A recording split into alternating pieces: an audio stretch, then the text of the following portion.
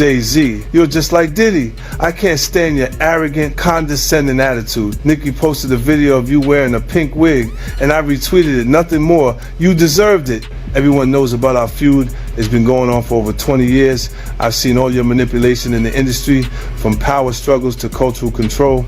In 2015, when Tidal launched, Nicki helped you build it from nobody to a successful platform, and you immediately pocketed her $7.9 million in royalties. Lil Wayne was qualified for the Super Bowl, but you kicked him out of personal grudges. How is that any different from Diddy forcing his artists to sign unfair contracts? Just because Nicki didn't align with him, he resorts to this kind of suppression. You're truly despicable. What's even more interesting is that right after I showed him and his father's photo in the documentary Sean Combs: A Reckoning, you immediately had your lawyer send me a warning letter saying I overstepped my bounds. When you wrote the lyrics to exonerate Diddy back then, why didn't you think about today? You say the film is malicious slander, but why don't you dare sue me for defamation? Because all the evidence I have is true. I haven't finished reporting the witnesses in my documentary, and I haven't released all the Tidal profit sharing documents. If you know what's good for you, pay back what you owe Nicki with interest. Don't wait until I make Jay-Z Reckoning 2, by which time even Beyonce's PR team won't. Let's get it straight. Nobody's afraid of 50 Cent. I want everyone to be clear. No one's scared of 50 Cent.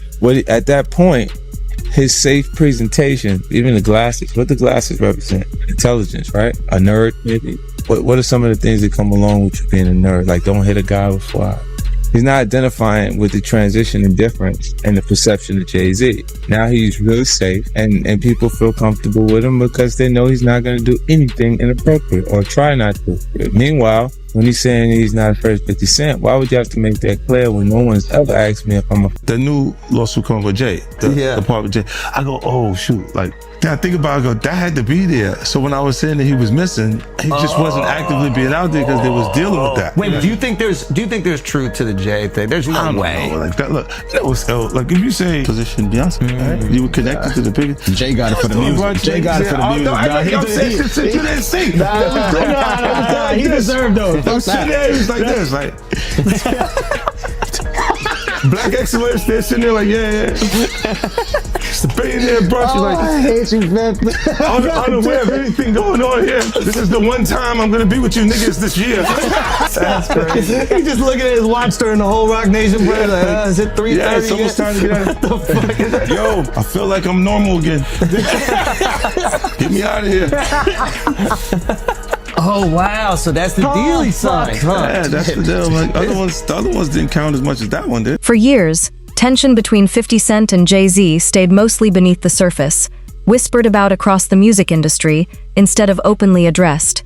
This documentary revisits that rivalry through a sharper lens, contrasting two major figures who built influence in completely different ways, one through bold public confrontation, the other through quiet, strategic control. Their story raises a bigger question about power in hip-hop. Does influence belong to the person who commands attention, or to the one shaping decisions behind the scenes? Puffy is close, even though Jay lawyer came out and said they're not. Because Jay-Z and Puff was given an assignment, and that was to destroy East Coast rap. And what I mean by that, and I know people gonna be like, yo, Gene is out of his mind and everything like that. Check this out, brother.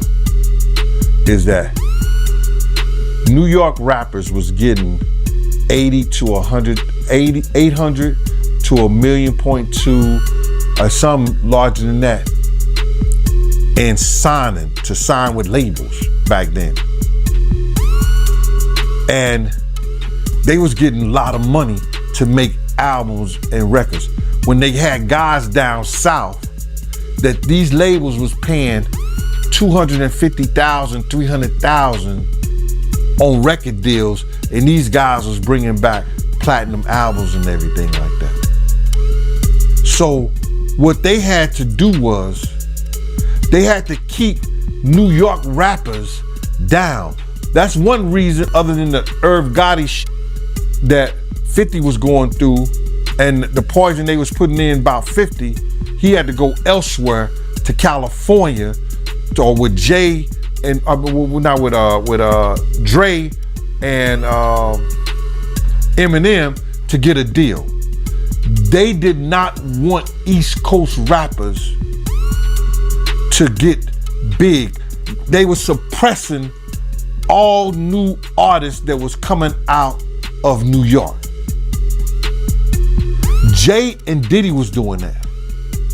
That's why when I heard your story, because I knew this for a long time, but when I heard Dame Dash that Jay wouldn't sign off on nothing, Jay wouldn't do this and Jay would that, because he couldn't let a Cameron blow up. He couldn't let an East Coast rapper like Beanie Siegel blow up.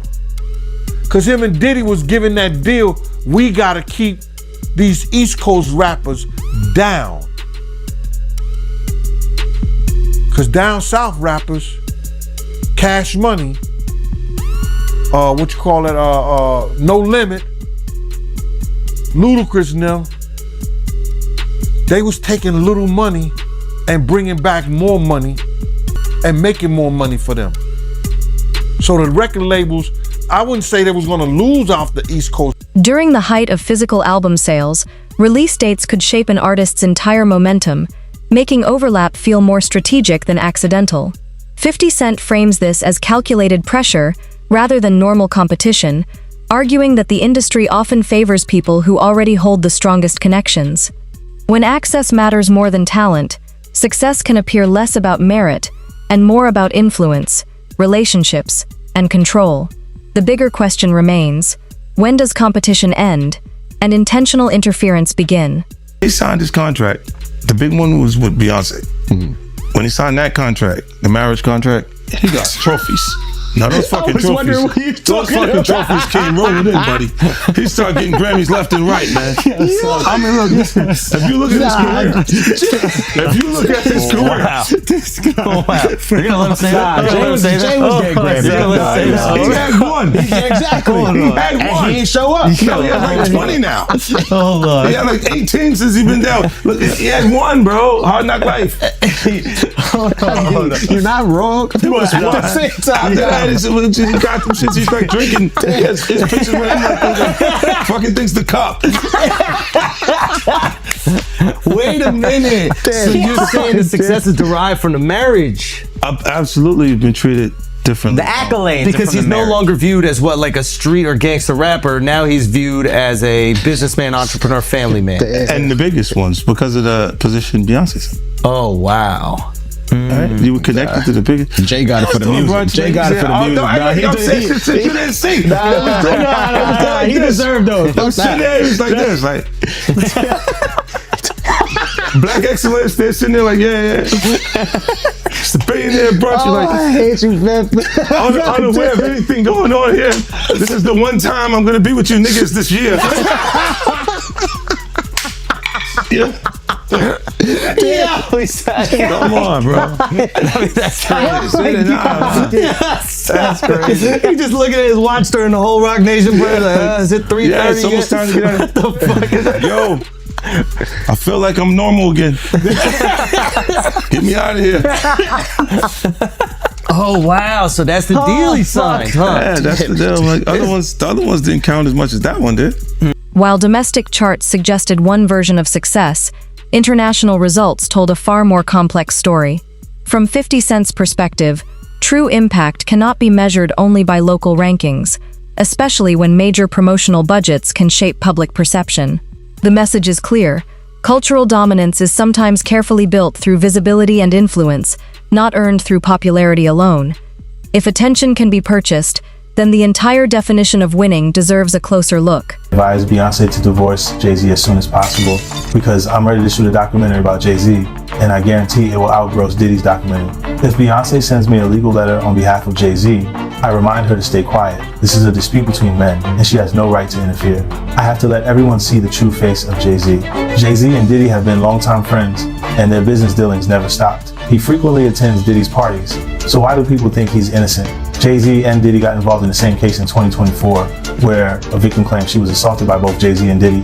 I remember Jay-Z saying these were all rumors and that he was defending Diddy.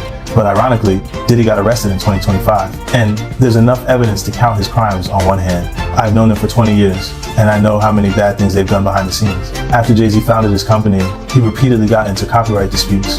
In 1999, he was convicted of third-degree assault and served time in prison. He was unfaithful to Beyonce, and he was caught by Beyonce's sister. I think everyone has seen the footage of him getting beaten up in the elevator. I've already gathered the evidence, and I'm going to give Jay-Z. Oh, yeah, before I forget this, we talked about Jay. Proximity to Diddy. You don't think he knew anything? He's seemingly around Diddy a lot. That was a real suburb question. Yeah, I know, right? Proximity. Proximity. That's the SAT hit parade word. I learned that.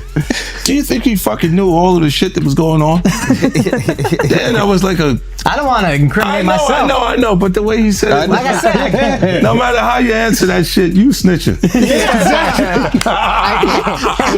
That was a nice kind of question. You asked the question like a fan. Hey, I grew up with white people, but the one thing I know is how to get a black guy in trouble. But it's a great question. Yo, just give him the Happy Meal before you ask him to snitch, bro.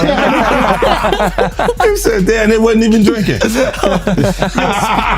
of, how the hell you pronounce Lechemin-de-Roi. Okay. It's the King's Path. King's Path. Because I know Branson. That's the one I pronounce. Branson. That's the Branson lifestyle. You're gonna be outside. Biff, you're not worried that if you throw little and you don't throw out allegations, but like you kind of poke fun at them. You just ask questions. You're not worried that it comes back your way? Like people dig up your past and try to pull stuff up? I don't got that shit in my past. Everybody got a little bit. Look, like, I took. Not that it's real enough. I took a pill, but it was for me to perform better. For her to remember, buddy. I didn't fucking give her a drink so she forget what the fuck happened. What the fuck is going on here, bro? Yes, I took the drug. I gave me the fucking drug to perform. So she can remember and possibly love me for that. Did it work? What the fuck? Yo, bro, look, I'm doing pretty good. Like, you know what I mean? Like, but I'm just saying, this is the opposite of normal shit that we're talking about, bro. That is why. I don't know why it's so hard for people so just for people to feel like you would have something or you would have. The Super Bowl controversy highlighted how powerful alliances can shape major moments when the spotlight is strongest. Eminem's public support for inclusion contrasted with reports of hesitation behind the scenes, reviving questions about who decides who belongs on the biggest stages. At that level, opportunity can depend as much on approval and relationships as on talent. When one person's backing becomes necessary for another to be included, it reveals where real influence may be sitting. Are you all right? Do you need anything? None of the people that have vocalized that another man, and to me, again, that whole conversation has been feminine. But if you're gonna say some like that, you should have actually done something to help the problem. But I never got the call from Ray saying, do you need anything? And anyone else that I've ever given, paid a bill, paid their rent, paid their college, any dollar, not one person, and I don't want them to, because they know I'm all right. But not one person has called and said, yo, could I send you something to help? But I don't need the help. But if you're going to talk about it, be about it. But to me, that's just a jab when you tell and promote a false narrative and say that I'm in such a bad place that another dude should help me. And that my tail's in between my legs to the extent, because of a lawsuit, that I would actually take that money. I'm a man. I don't want nobody to give me nothing but the opportunity to do what I gotta do. And I don't see no opportunity. I don't want to perform for the Super Bowl. I'm not all right with the NFL. I'm still mad it ain't no black owners. We went from kneeling to being happy when we could perform for them. That wasn't what I was about. I was about ownership of our own league and taking pride in that. I'm not a court jester for everybody else to get good ratings. I know what we're being used for. And I'm not cool with that. So it's a big deal is to jump on a stage for a bunch of white owners? No, that's embarrassing to me. It's a spectacle. They're laughing at us. Like being tatted on the back by another culture is not how I judge my success. Only person that has the audacity to pat me on my back is my family. And they better, I'd be like, you better chill out. I don't want no pats on the back. I don't play that. I'm not in the patty pat club on no level. I feel you. But speaking of the NFL, I know right now Nicki Minaj, she calling out Jay, and I know Colin Kaepernick's wife, she called out Jay, saying that, you know, Jay did her husband wrong. But I don't know. You know, I don't know the backstory behind that, man. But I know it's going, you know, viral right now on social media. But I do want to ask you, how do you feel about the NFL right now, in general? You know, it's funny. She's cool with my wife, Rocky. Artists close to 50 Cent often describe him as approachable, involved, and personally engaged, while Jay-Z is frequently portrayed as more private, guarded, and distant from day-to-day interaction. This contrast reflects two very different styles of influence, one built through direct presence and relationships, the other through exclusivity and limited access. In an industry where connections can create opportunity, it raises an important question: does influence grow stronger through visibility, or through remaining carefully out of reach? This is people that are looking on the separation between their hardships or their the things that they got going on that would be issues, and what a celebrity's issues would be. Wait, what is that? They think all celebrities are doing the same thing. Yeah. Right, and when you see, if I wasn't saying anything, guess what? You could safely say that a person on the outskirts that is not involved in hip-hop culture could think that everybody in hip-hop culture is with that shit. So by you, you're good, bro. You're fucking good. Yeah, He's protecting hip-hop. Yeah. If you don't speak out and make them the weirdos, then they're gonna think everybody's Every like single that. person is like that involved in hip-hop culture. Makes you think, did Jay do it? Shut up. He's in trouble. We live in New York, bro. No. We live here. No, free Jay-Z. I'm just saying. Shout out Mufasa. We all gonna go and support. Yo, we can all see. You are crazy. That was the craziest thing. I literally. What's the lady at Rock Nation? I gotta send her that. You don't feel like that happened the same day, bro. What's the day came out the day before the next day? I was eating Raisin Bran. Okay, I'm eating Raisin Bran. I got my daughter in my arm. I'm scrolling. Right? I see somebody screenshot your shit is Jay and the whole family at the Mufasa Fair, and then the comment is 50 Cent. Jay said, they said I a 13-year-old. Let's go watch Mufasa. Everybody get dressed. We're going to see Mufasa right now. I just think it was a good look, like angling yourself as a family man. Yes. But they had to go to the premiere, that bro. was planned already. And I realized that later, but I'm just saying to you, I haven't seen him in a long time. That's all I was saying. When I hadn't seen him in a long time, and then I heard this shit, and then I looked and I saw Mufasa, I said, whoa. That's all that fucking happened, bro. You think this is at my phone? This is my phone. This is happening at real time. I'm going, yo. He said, yo. You just gotta say everyone gets these jokes, bro. That's what you gotta say. Yeah, no, rappers, listen, comedians are new rappers, bro. That's why do people come to my page, bro? That's true. I know what I'm saying. You know what they say? That is true. Well, you don't think you're gonna happen next? Yeah, that's what they say to me, buddy. Well, you're next, buddy. You're fucking, you're laughing at. These contrasting reputations reflect two different leadership styles in hip-hop, one built on direct connection and active involvement, the other shaped by distance and mystery. Both can create influence, but in a culture that values authenticity and genuine relationships, the real question is, which approach earns stronger trust and lasting loyalty? Because you don't got nothing. I don't have it. There's no girls gonna come out. Why you sound skeptical? Because I think there are some women that are like. No, I think there's some women that are like. This guy's supposed to be from Queens. Let me cook fucked up experience. You take him off the corner one time. No, what I'm saying is I know a couple of exes that fucking throw me under the bus.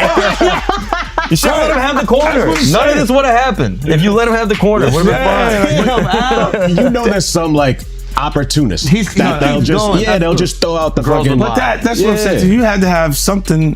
Look, if you already interacted with the person, right, and you hadn't had a bad experience, it would take more for them to say some of the shit that you see these people say. Right, like you go, what made you do? What made you? Even when we part ways, and because a lot of times when we interact with people, they're not just having fun for tonight. They think we're leading into this hardcore relationship that may not materialize. Right. So I see what you're saying, where they can look and go, well, look, you met the girl in 2003. You hung out with her. You had a good time after the show with 30 girls there. You just went and you hung out, right? and y'all just part ways. Right, so there's no negative things between it, but she can look up at the TV now, and you've been a success since then.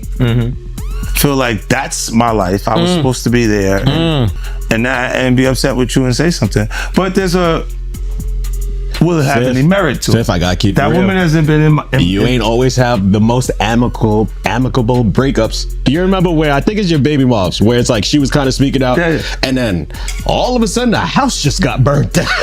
Yeah, but you know it happens. Left eye. She burned the house down.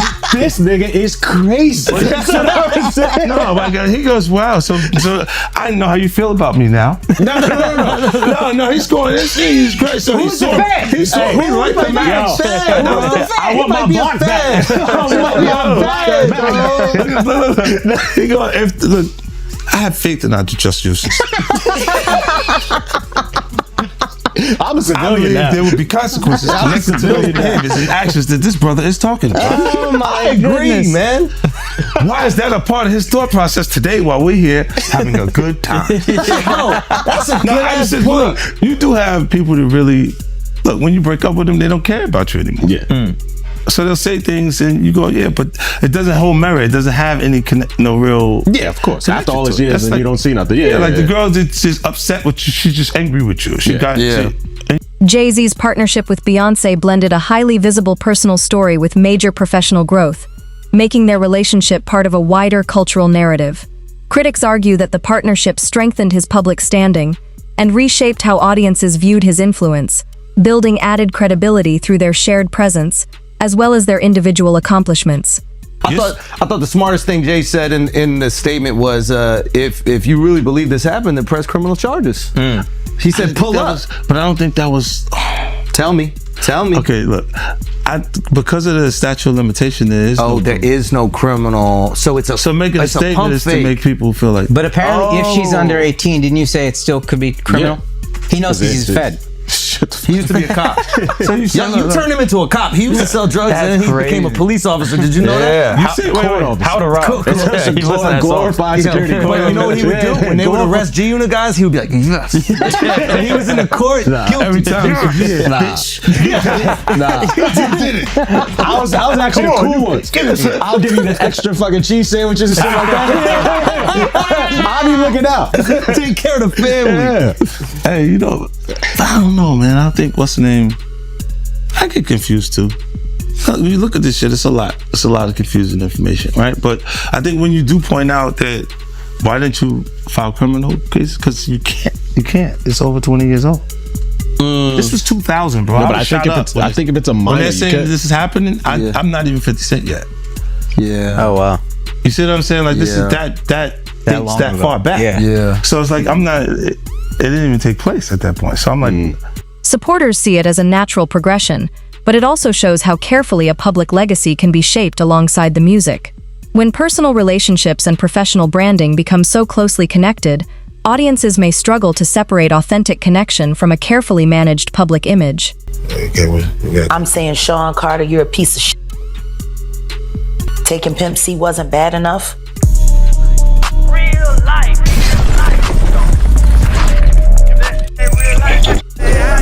It ain't real life. Just ain't real thing. Real life street star. Know what time it is. So why does it all come to a head now? Why now? Why? Because he's the acceptable monster at this time. Like R. Kelly was the last time I sat on this couch. So who's next? Y'all don't see the lineup? Yeah, we see the lineup. I'm just waiting to see who's next. Jay-Z is setting Diddy up. Why is everyone having such a hard time? He ain't doing shit different. He lined up D. Haven, stole his life and identity. He lined up Big L, stole his life and identity. He lined up Dame Dash, stole his life, identity, and took his love. Lined up R. Kelly, He wants to be the one. Yeah, shout out D Haven. He actually hit us up, wanted to tell this story. You need to talk to D Haven. We need to talk to him. I told you that last year when I put you on the phone with him. You did. I want you to think about this. Allegedly, Sean Carter is responsible for enacting Hype Williams to put Aaliyah on a faulty plane to move her out the way as punishment for rejecting him, and so he could level up Beyonce, who was struggling. Let's just say allegedly that happened. Now I want you to think about 106th and Park with Mary J. Blige. Free, who is a victim of Sean Carter. Yeah. Mary J. Blige, who is a victim of Sean Combs, are sitting there talking about the death of Aaliyah amongst each other. As old conflicts intersect with new legal scrutiny, the story shifts from influence to accountability. The documentary does not declare anyone guilty, but it examines the systems that can protect powerful people and allow difficult questions to go unanswered. Fame magnifies everything: success, reputation, and public attention. When concerns resurface years later, the real challenge is whether the industry will confront them with transparency, responsibility, and honesty.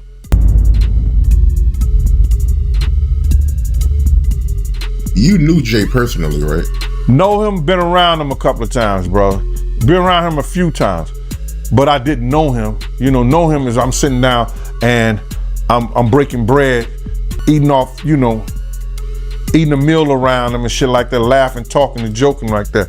I've been around Jay-Z, and one time I wanted to knock his head off, because he was being disrespectful, but he didn't know he was being disrespectful because he ain't that type of dude. You understand what I'm saying? What happened? We was in Cancun and he had a personal assistant from my block named Laura, and he had brought like 3 people to the club.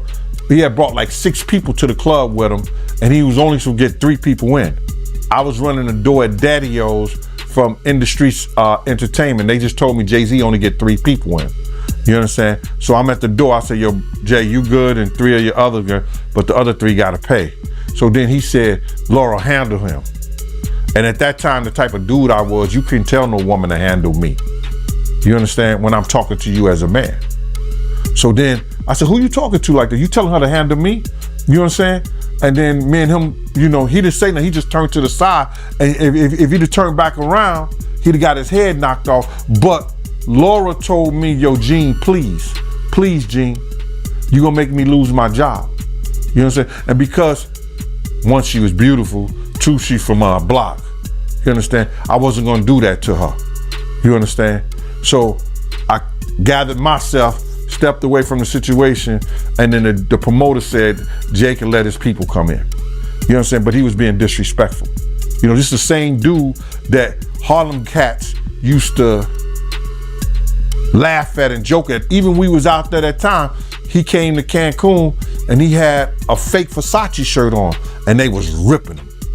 I mean, they was ripping him. I know he's a billionaire now, he can wear whatever he got. He got $10 million watches and shit like that. But we talking about back then. You understand? We still have those stories from back then. And it's good that a brother can uplift himself. And that's why he's the type of person that he is, because he knew how guys used to treat him. That's why you could see him trying to sun people based on somebody who gets in that type of situation. You understand? This dude had the same cream deli silk shirt that I had. Now, cream deli cream shirts were fake printed Versace shirts. They were nice. You pay $45 for them, but you can't wear that around Harlem cats. You understand what I'm saying? Not if you in the rap industry. At that time, they used to have diamond testers. You understand? They'll roll up on the cat, and if your diamond don't beat, you understand? They'll talk about you. Snatch your chain off or whatever like that. So he had the fake cream deli cream shirt on, and they was roasting him. I think I seen him in a black T-shirt from that point on in Cancun. The whole time he was there. Yo, let me just tell you something. When dudes from Harlem got something on you, bro, and they joking you, they at it. They gonna stop until somebody with some power or somebody with some money say, yo, get that dude a break.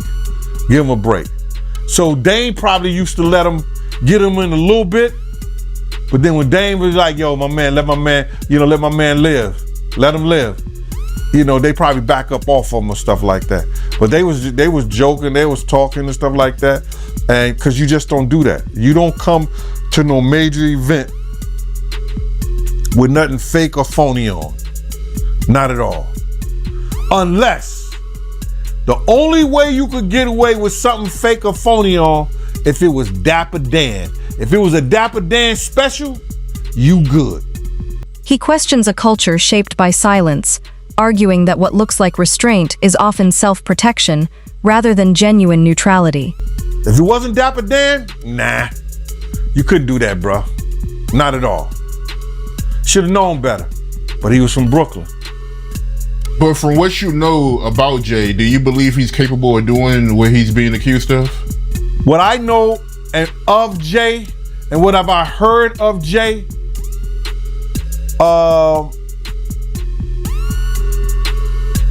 I want to say this to protect myself, that there's stories of Jay talking to underage girls. It was a girl from my block that was 16, 17 years old that Jay was talking to.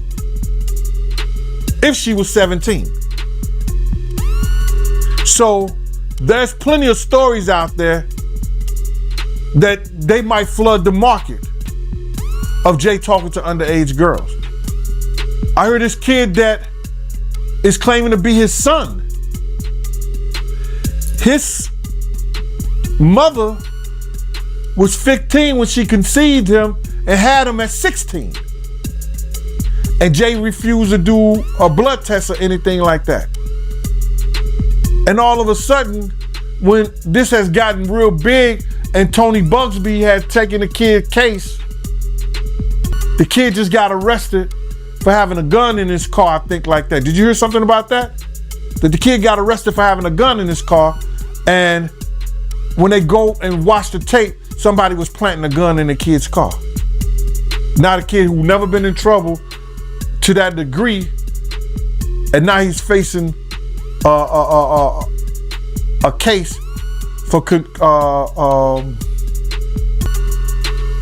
a gun case for having a loaded firearm in his car. So, answer your question. There's plenty of stories. Ain't Beyonce one of those stories? Isn't Foxy Brown one of those stories? Isn't that kid mother one of his stories? There's a lot of stories, bro. So, that's... By speaking openly, he challenges an industry that can value staying quiet over telling the truth. The central question remains, when influence is built through having a voice, why are so many people reluctant to use it?